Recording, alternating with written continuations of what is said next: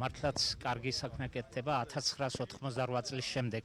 ფაქტიურად ამ გზას მიმდინარე რემონტიც კი არ ჩატარებია. და რა ვიცი რა მოსახლეობა ვფიქრობ ძალიან კმაყოფილი არის კეთდება საშვილიშვილო საქმე სრული ამ სიტყვის მნიშვნელობით. გომის თემში კორმაღლის მიმართულებით გზა იგება. პირველ ეტაპზე 3 კილომეტრიანი გზის მონაკვეთის ნაწილი მოწესრიგდება. გზის დასაგებად საჭირო თანხა 190,000 ლარი რეგიონალური განვითარების ფონდიდან გამოიყო. მიმდინარე წელს სოფლის მხარდაჭერის ფონდიდან 35,000 ლარი, ასევე ამ გზის დამატებითი 300 მეტრამდე მონაკვეთის დაგებას მოხმარდება. სამუშაოების ტენდერში გამარჯვებული კომპანია შპს ლატექსი აწარმოებს.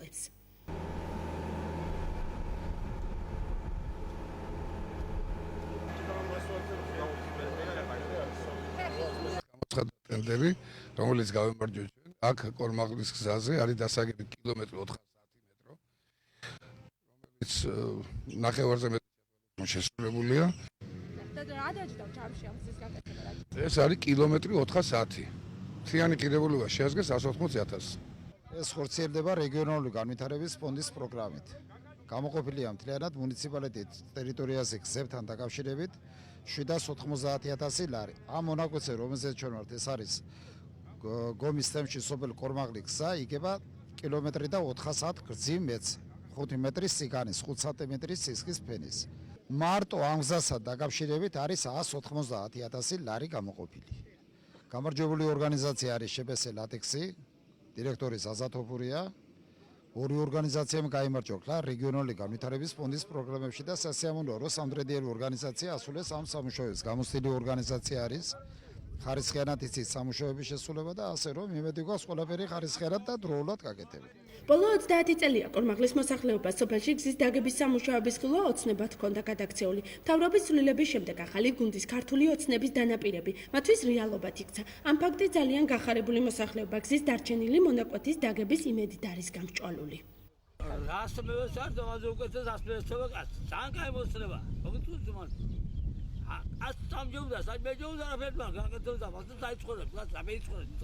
რამდენი წელია გზა რო არ გაკეთებულა და ახლა კარგად თუ კეთდება თუ არა? 68 კაი ხანია. ახლა არ გაკეთებულა, კაი სამე კეთდება ზანგას. რამდენად ხარისხანად და კარგად კეთდება რო აკვირდებით ანუ? უკეთეს კი შეიძლება, მაგრამ ახლა მეტი ხარჯები მოდის სამოს. ეს ხარჯი რამდენი ეკონომია მოხდება და იმდენ დიზაინ ცხოვრობს. მოსახლეობაში როგორ განწყობა მოწონთ რო კეთდება კმაყოფილი? არა, ლახა. ეს გზა გაკეთა კომუნისტების დროს 99-ში.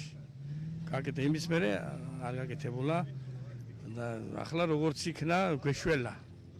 ხო მართალია ბოლომდე ვერ მოდის, სკოლამდე ვერ ამოდის, მაგრამ რაც კეთდება, კარგად კეთდება და მოყოფილი ვართ, რა თქმა უნდა, ნახევარი კეთდება და ნახევარი ალბათ მომავალში იქნება. არჩევნებია მალე მოსალოდნელი და ალბათ გაკეთდება.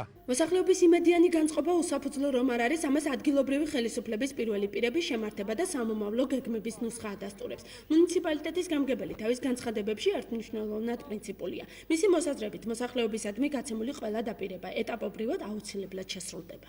მოსახლეობა ძალიან დიდი ხანია ითხოვს გზის შეკეთებას, მაგრამ არა მარტო შაშანდელი ფეხბურთზე, სადაც ხალხი ასე თქვა შეკრებილი იყო და კინაღამ ის მოგვიწყვეს მაშინ.